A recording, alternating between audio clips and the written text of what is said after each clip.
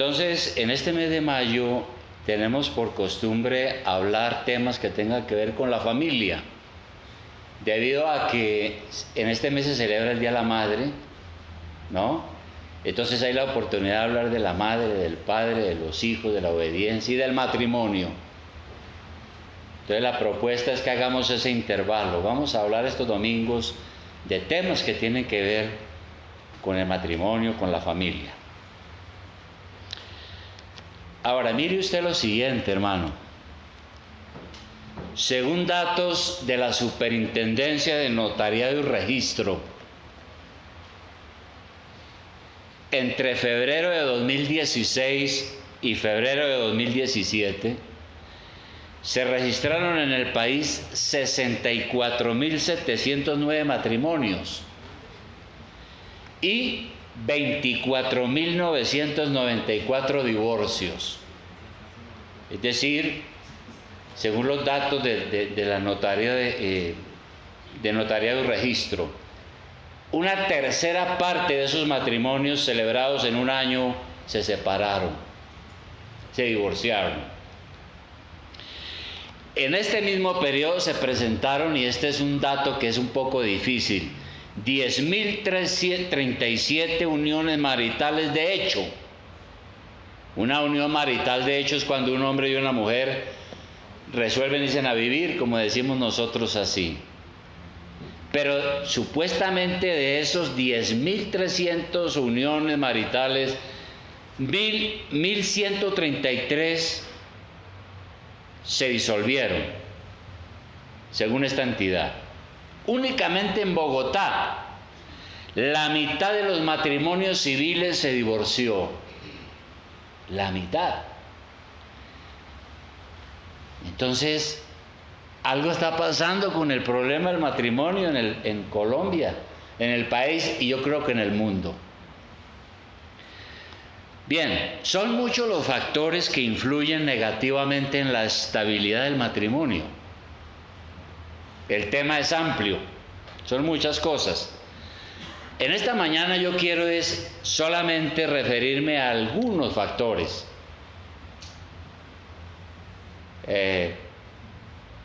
Por los cuales está pasando esto. Ahora, hay matrimonios que definitivamente luchan y luchan por años, trabajan arreglando los problemas, no pueden, los arreglan un tiempo, se desarreglan otra vez y terminan en el divorcio. Y a veces el divorcio es como la única salida, pero ese es otro tema. Pero quiero hablar básicamente de qué es lo que puede estar pasando. Ahora, el primer punto que quiero mencionar es que quizás muchos de los problemas matrimoniales que conducen a la separación es en primer lugar la ignorancia sobre lo que significa el matrimonio. En nuestro país hay mucha gente que no tiene una idea rara del matrimonio, no tiene una educación sobre este asunto del matrimonio.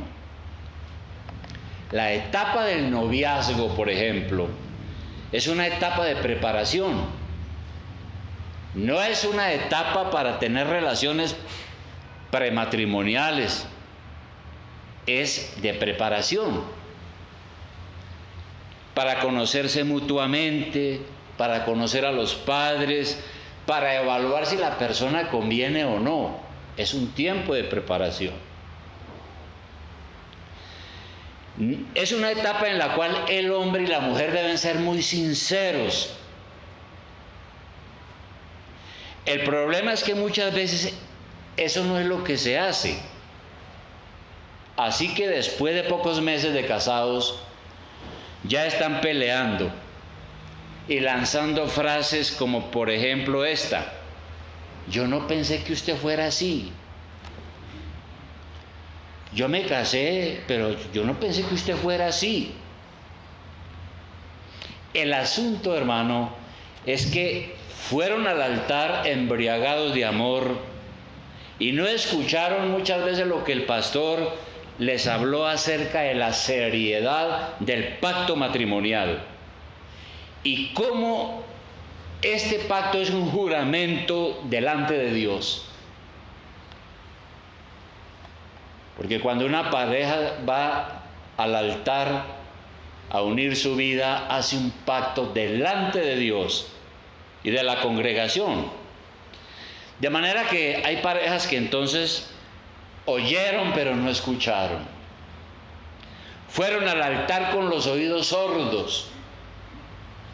Fueron por puro protocolo, es decir, por cumplir con la ceremonia. Y no entendieron nunca el significado del pacto matrimonial, de la seriedad de ese juramento, ¿no? Y entonces después, con el tiempo, están no trabajando por el pacto, sino rompiendo el pacto. Entonces lo que podemos apreciar primeramente es una ignorancia tremenda sobre lo que significa el matrimonio. Y la iglesia tiene que preocuparse por asesorar e informar hasta donde más pueda sobre este asunto. Segundo problema que yo veo, además de la ignorancia: resistencia a aceptar el rol por parte de la esposa. El esposo también, pero empecemos por la esposa. Resistencia a aceptar el rol de esposa.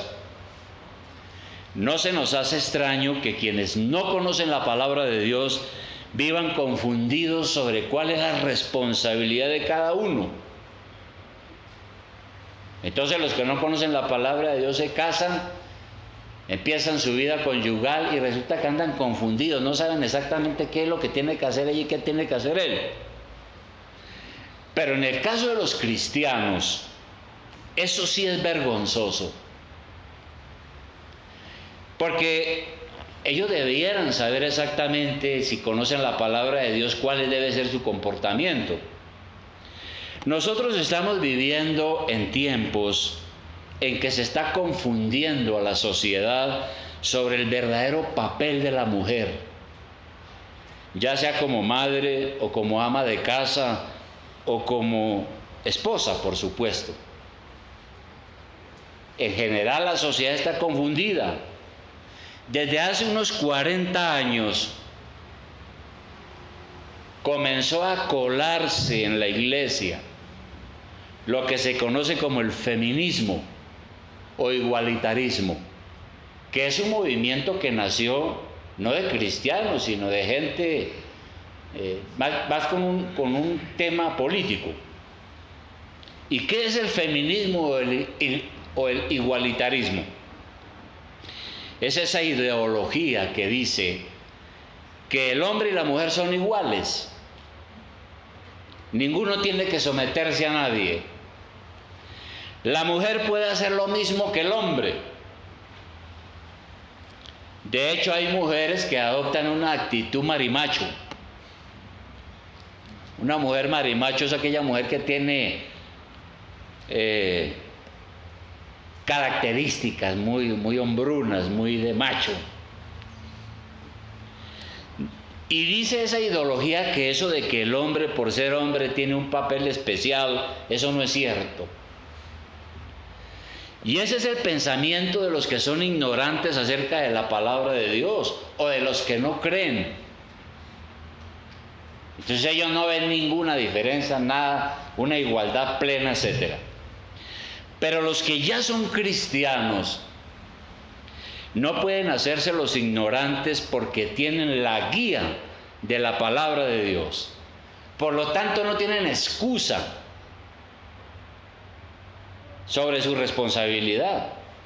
Porque si son cristianos, hombre y mujer deben someterse a las normas de la palabra de Dios. Si no se quieren someter a la Biblia, entonces no son cristianos o están en rebeldía. ¿Y qué dice la palabra de Dios? Vamos a ir a un pasaje clásico que es Efesios capítulo 5, versículo 22. Un pasaje clásico, lo leemos y lo leemos permanentemente y tenemos devocionales permanentemente y los pastores predican permanentemente. Efesios capítulo 5, versículo 22.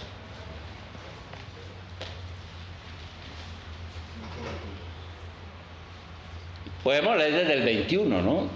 Lo que pasa es que algunos se quedan con el solo 21, pero dice, someteos unos a otros en el temor de Dios.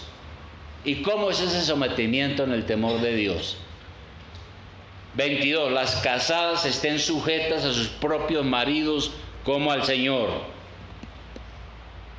Porque el marido es cabeza de la mujer, así como Cristo es cabeza de la iglesia, la cual es su cuerpo y Él es su Salvador. Así que como la iglesia está sujeta a Cristo, así también las casadas lo estén a sus maridos en todo lo que es según la voluntad de Dios, claro. Porque le está hablando es a la iglesia. Maridos, amad a vuestras mujeres, así como Cristo amó a la iglesia y se entregó a sí mismo por ella. Y saltando al 28 dice, así también los maridos deben amar a sus mujeres como a sus mismos cuerpos. El que ama a su mujer, a sí mismo se ama, porque nadie aborreció jamás a su propia carne, sino que la sustenta y la cuida, como también Cristo a la iglesia. Porque somos miembros de su cuerpo, de su carne y de sus huesos.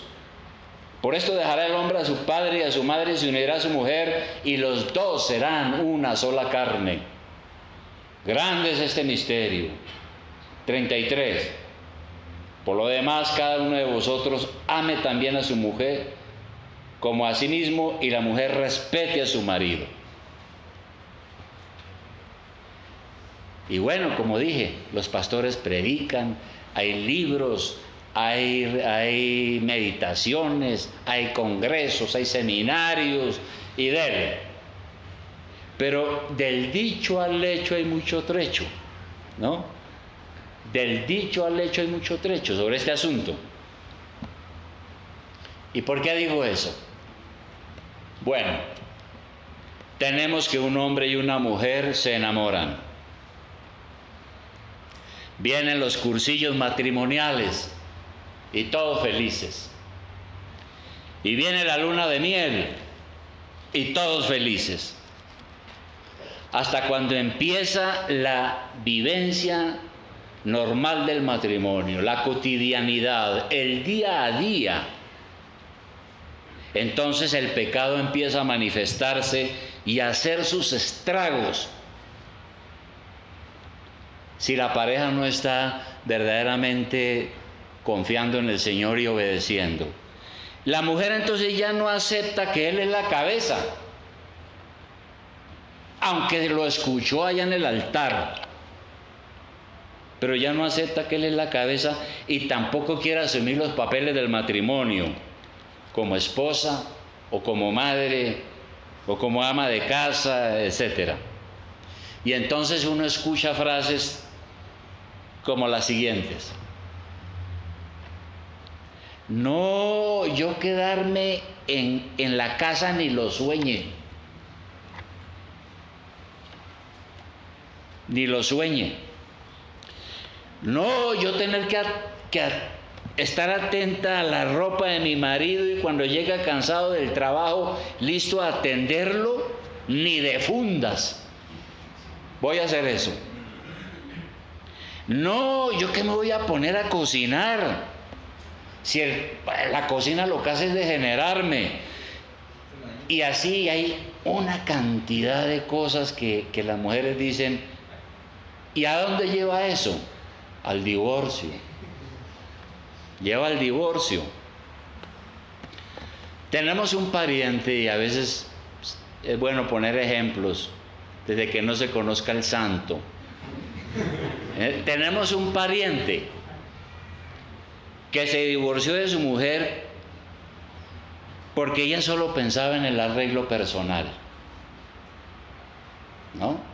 Entonces, la tintura del pelo, las uñas largas, todo impecable, todo. El hombre trabajaba lejos de la casa, a veces 1 o 2 meses, porque manejaba una tractomula. Y llegaba el hombre a visitar entonces su hogar y resulta que cuando abría la puerta no tenía por dónde pasar, hermano, el desorden tan terrible. y la mujer ni se inmutaba. El hombre llegaba con sus tulas de ropa y le importaba un comino a la mujer. Y todo eso entonces, toda esa desatención finalmente terminó en la separación. Y por eso digo, en la iglesia lo repetimos y lo repetimos. Pero hay mujeres dominantes que no se someten a la autoridad del marido. No obstante que aquí lo acabamos de leer. Y no obstante que estuvieron casándose y allá se lo repitieron. Entonces, ¿cómo quieren que el matrimonio les funcione si no están obedeciendo lo que Dios dice? Porque, por ejemplo, en Tito capítulo 2, 4, 5, Tito capítulo 2, 4, 5, Tito capítulo 2, 4, 5, allí la Biblia es clara sobre algunas cosas de cómo debe ser una esposa, cómo debe ser una mujer, cómo debe ser una ama de casa, una madre. Aquí en Tito 2, 4 y 5, aunque está hablando primeramente a las abuelas, sin embargo luego habla de cómo debe ser una esposa. En el 4 dice que las abuelas, ¿no?, deben enseñar a las mujeres jóvenes a amar a sus maridos y a sus hijos. Primera cosa, la esposa cristiana tiene que amar a su marido y a sus hijos. Y eso indica preocuparse por ellos también. 5. Luego empieza entonces a mencionar algunas características de una esposa cristiana. A ser prudentes. La primera cosa. Eso significa que debe ser una mujer con dominio propio, porque eso es ser uno prudente, ¿no? Ser una persona con dominio propio que no que se deja llevar emocionalmente. Y eso es un requisito de toda esposa cristiana, porque si la esposa es una alborotadora de la casa y arma escándalos, pues no está siendo maestra del bien, no es prudente. Castas, luego dice el versículo, castas, siendo prudentes y siendo castas. ¿Y qué es la castidad? La castidad tiene que ver con la pureza sexual, con la moral cristiana. Por tanto, una esposa tiene que cuidar tanto lo que piensa como lo que dice y lo que hace. Por eso el apóstol Pablo, escribiendo en su primera carta a Timoteo, en el capítulo 5, primera de Timoteo capítulo 5, versículo 13, él aquí hace una exhortación a algunas mujeres. Y claro, eran mujeres viudas, y recomienda que ojalá la mujer que quede viuda se case y sea buena esposa, buena ama de casa, buena madre, etc. Y dice aquí que esas mujeres viudas, cuando no se casan, caen en unos problemas. Por ejemplo, en el 13 dice, y también aprenden a ser ociosas, andando de casa en casa, y no solamente ociosas, sino también chismosas y entremetidas, hablando lo que no debieran. Hablando lo que no debieran. Entonces, una mujer que le gusta andar de casa en casa, de chisme en chisme, con las vecinas y todo ese asunto, ¿no? Una mujer que le gusta los chistes de doble sentido, cargados de inmoralidad, que siempre en sus conversaciones está haciendo comentarios maliciosos, no es una mujer casta. Igualmente, si es casada y es coqueta, pues deja mucho que pensar. Conocí una mujer que pasó por aquí, el nombre no lo digo, y tenía unos problemas matrimoniales. Y después yo, indagando mucho y visitando y indagando tiempo después, supe algo. Ella vivía en un cuarto piso, pero resulta que abría la ventana y flirteaba y coqueteaba con un vecino. Y ambos venían aquí a la iglesia. Hasta que finalmente tuvimos que hablar en serio y una mujer loca. En vez de estar haciendo sus trabajos en la casa, se ponía a arreglarse y a abrir la ventana y a coquetear con los vecinos. Tres, lo que dice aquí, son cosas muy prácticas, muy sencillas, muy elementales, pero que no a veces se cumplen. Dice aquí el versículo que estamos tratando.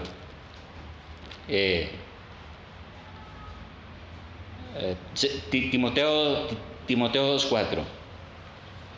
Sigue diciendo lo siguiente.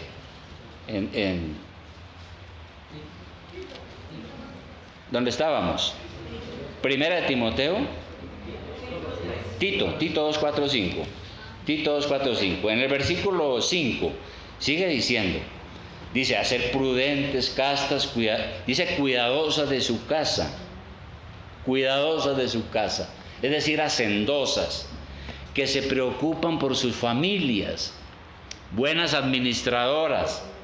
Eso quiere decir hacendosa. Una mujer casada que no le gusta estar en la casa y que le pica la calle, tiene serios problemas, porque va a terminar descuidando a sus hijos y su hogar con graves consecuencias. Aquí ahorita no me queda tiempo para hablar de la mujer que trabaja. Pero la mujer que trabaja tiene también todas estas responsabilidades. Sigue diciendo aquí en el versículo 5 que además de eso, de ser cuidadosas de su casa, dice que deben ser buenas. Una esposa tiene que ser una mujer buena, amable, asumir sus tareas en familia y hacerlo de buena gana, con alegría. No ponerse de mal genio o irritable por el estrés de los quehaceres domésticos, sino hacer su trabajo con alegría. Y luego dice, sujetas a sus maridos, sujetándose a sus maridos. Y sabemos nosotros que la Biblia enseña claramente, y Dios lo ha establecido así, que hay un orden en la familia establecido por Dios. La Biblia dice que Cristo es la cabeza del varón y el varón es la cabeza de la mujer. Ese es el orden. Mientras el varón como cabeza no esté atentando contra la salud moral y espiritual de la familia, debe ser respetado y obedecido.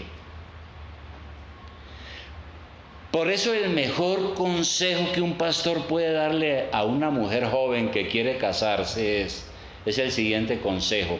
¿Usted está dispuesta a sujetarse a su propio marido y abrir la palabra y mostrarle estos casos? ¿Usted está lista a someterse a su marido? Porque aquí dice que es sujetarse como a Jesucristo, como nosotros nos sometemos a Cristo. Si no quiere hacerlo, entonces piénselo bien y mejor no se case. Por otra parte, hay mujeres que dicen, no, yo no voy a hacer nada de eso porque es que el bruto de mi marido piensa cosas equivocadas. Él cree que todavía puede seguir siendo soltero, quedándose los viernes a compartir con sus amigotes. Cree que todavía puede seguir con sus amiguitas, entre comillas. Pero la realidad es que ya se casó, ha entrado en un nuevo nivel de vida y ahora debe tener ojos solamente para su esposa. Y si tiene tentaciones, tiene que luchar contra ellas, porque eso es la vida cristiana. O peor, hay algunos hombres, como dicen las mujeres, el bruto de mi marido, empieza a actuar como si la mujer fuera la sirviente y entonces se casan y comienza la vida matrimonial y luego le dice, bueno, ya nos casamos, ahora aquí mando yo. Y entonces quiere imponerse a la fuerza y vienen los problemas, las peleas y terminan separados. Pero también tenemos el otro caso, la irresponsabilidad no solo de la esposa o la renuencia, el rechazo a aceptar su papel, sino también la irresponsabilidad del esposo, el rol del esposo. Dios ha dicho en su palabra que el esposo es la cabeza, ya lo leímos. ¿Y eso qué significa? Significa que el esposo es la autoridad sobre la esposa. Así como lo estoy diciendo, eso no nos pongamos a enredar la cosa y a pensar que quiere decir otra cosa. Es así como lo estoy diciendo, está claro en la Escritura. Pero al mismo tiempo Pablo enfatiza que esa autoridad debe ser ejercida en amor, en dulzura y en consideración hacia la esposa de uno mismo. No es esa autoridad de que aquí mando yo y usted calle si no puede hablar y todo. No, de eso no está hablando el apóstol Pablo. Está hablando del orden jerárquico, bíblico, para el buen funcionamiento del matrimonio. Y ya lo leímos hace un momento, ¿no? El apóstol Pablo es claro y dice, maridos, amad a vuestras mujeres, así como Cristo amó a la iglesia. Los maridos deben amar a sus mujeres como a sus propios cuerpos. Y dice finalmente que ame también a su mujer como a sí mismo. Y la mujer respete a su marido. Bien, eso es lo que dice la Escritura. Pero si el marido es un pelele es alguien que no tiene carácter, que lo maneja la mujer, manejado por los caprichos de su mujer, pues no está cumpliendo con su deber como cabeza. Entonces es mejor que la mujer sea la cabeza. O si es un irresponsable que asume su liderazgo, que no asume su liderazgo y no se esfuerza por mantener la casa, pues tampoco está cumpliendo con su labor. Yo he visto divorcios causados porque el marido es un vago, sin espíritu, sin aspiraciones, o es un mantenido, como decimos aquí. Es decir, porque en vez de ver a la mujer como a su esposa, y eso le pasa mucho a las mujeres que trabajan, ve a la esposa es como una amante que lo mantiene. O peor, cuando el esposo es un esposo patán, brusco, pues tampoco está cumpliendo su función como cabeza. Y el caso peor, que se acaba con todos los matrimonios, es cuando cae en adulterio. Ahí sí es grave, porque es la única causal para el divorcio en términos bíblicos. Y por eso el Proverbio 6:32, que creo ya lo leímos, miremoslo otra vez, Proverbio 6:32.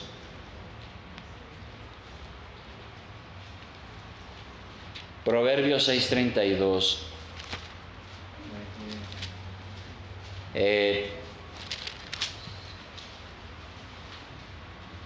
Hay solamente un versículo que es claro sobre el particular. Ya leímos este pasaje, ¿no? Es una advertencia sobre cuidarse uno de la mujer que no es la esposa. Y por eso leímos hace rato que decía, tomará el hombre fuego en su seno sin que sus vestidos ardan, andará el hombre sobre brasas sin que sus pies se quemen. Pero me interesa el 32 que dice, mas el que comete adulterio es falto de entendimiento, corrompe su alma el que tal hace. Y entonces, ¿qué es ser falto de entendimiento? Ser falto de entendimiento es ser falto de cordura, es perder la razón. Y ese camino lo va a llevar a la ruina moral y espiritual. Y hermano, son muchos las familias, son muchos los hijos que tenemos que decir muchas veces, y que de niños vimos la infidelidad del padre o de la madre, y el dolor que eso trajo. Y un cuarto punto, hermano, sobre esto del matrimonio, que ya es un poco diferente, pero he pensado que eso acaba con un matrimonio. Muy frecuentemente, porque uno como pastor lo ve en las conversaciones que tiene en medio de las crisis matrimoniales, es el asunto de la desconfianza. Hay desconfianza del uno al otro, cosa que la Biblia no tiene, la Biblia no lo acepta. El esposo y la esposa tienen que amarse y tenerse confianza. Pero a veces hay desconfianza y principalmente se da por el problema de los celos. Ahora, si usted ha dado motivo para que su marido o su esposa lo cele o la cele, pues se ha metido en un gran problema. Un problema que cuesta tiempo y trabajo para volver a recuperar la confianza. Porque si yo anduve en aventuras o coqueteos y mi esposa se dio cuenta, ya genera una desconfianza tremenda. Y para volver a ganar esa confianza de mi esposa, ¿qué problema? Entonces, la confianza es la columna sobre la cual se construye una relación. Y cuando esa relación se empieza a romper,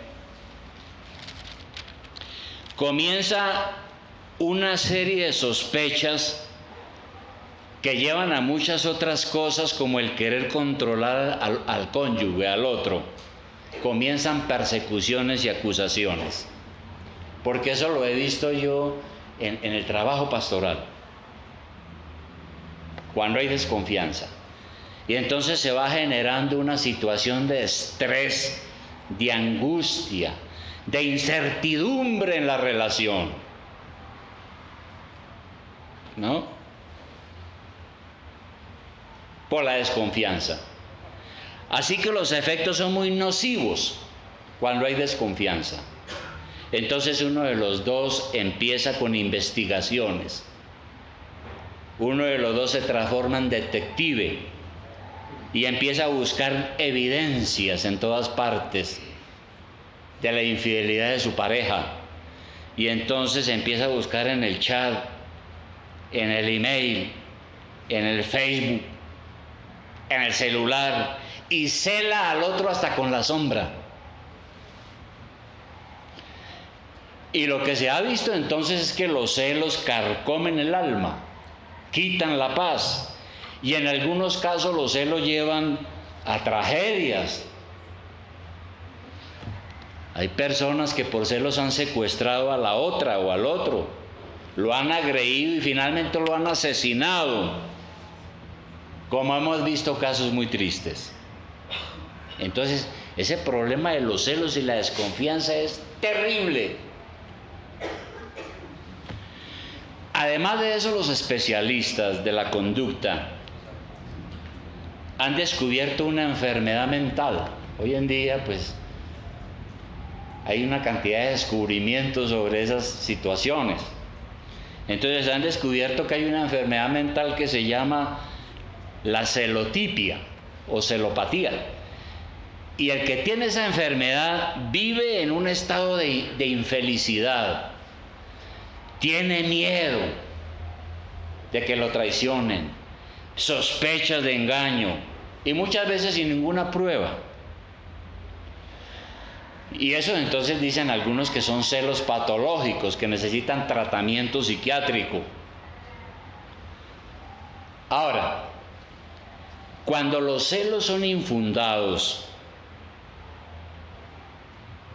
son realmente una tontería. Y yo he tenido casos donde es una tontería, no hay prueba, ¿no? La esposa o el esposo no puede demostrar nada, pero tiene un problema de celos. Y digo yo que es una tontería por lo siguiente: la mujer que es fiel, es fiel.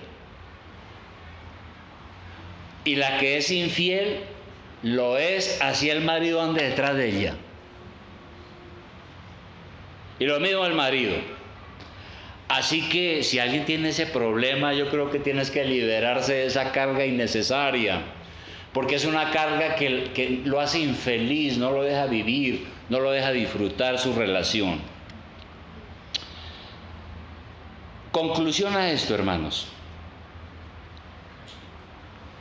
Quienes están casados deben cada día recordar que hicieron un pacto delante de Dios por el cual son responsables, y que el matrimonio no es cosa de juego. El divorcio es una solución, pero en casos muy extremos. Es a lo último que se llega cuando ya la cosa pues es insostenible e inevitable. Pero los matrimonios tienen que recordar todos los días este asunto del juramento y del pacto matrimonial que ya hemos explicado. La esposa debe saber con claridad el rol que Dios le ha dado y someterse a lo que Dios manda. Tiene un rol, un papel, una posición que Dios le ha asignado para que sea feliz.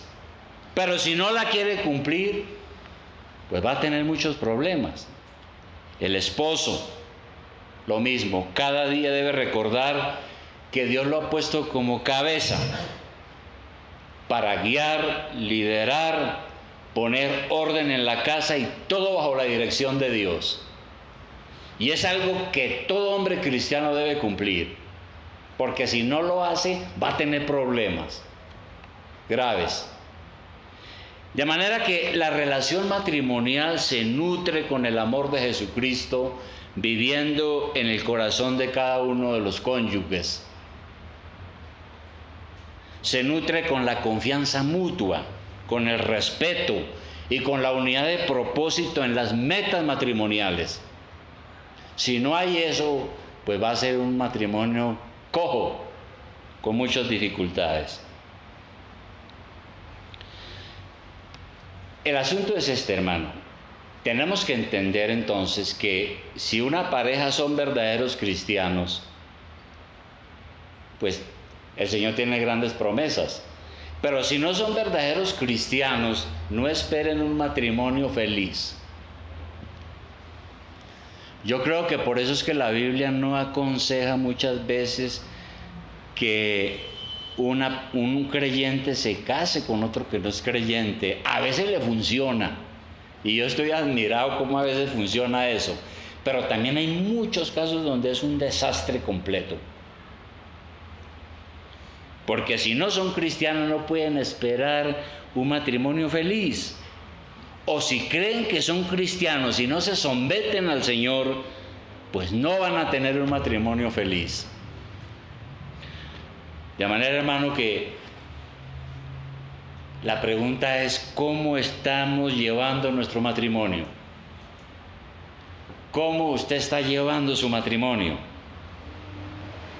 Usted no puede manejar el matrimonio o comportarse a su antojo, sino según la luz de la palabra de Dios. Usted tiene que orar, leer la palabra y someterse a lo que el Señor ha enseñado aquí. Por eso hago la pregunta: ¿cómo está llevando su matrimonio?